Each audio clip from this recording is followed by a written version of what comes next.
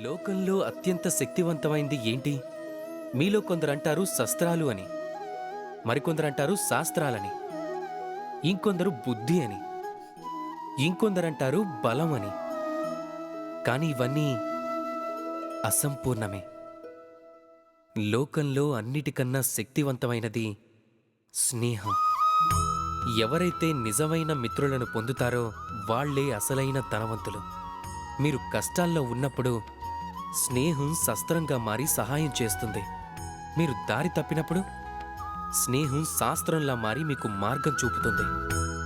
ఏదైనా కుట్రలో చిక్కుకుంటే బుద్ధిగా మారి బయటికి తీస్తుంది. ఒంటరిగా మారినప్పుడు మమతలా తోడుగా ఉంటుంది. లోకంలో ఏదైనా సంపాదించాలి అనుకుంటే అది ధనం కాదు, స్నేహాన్ని సంపాదించండి. అలాగే గుర్తుంచుకోండి.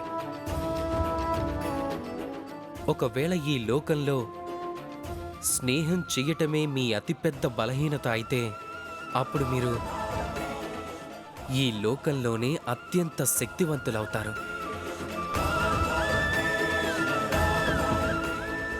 రాధాకృష్ణ.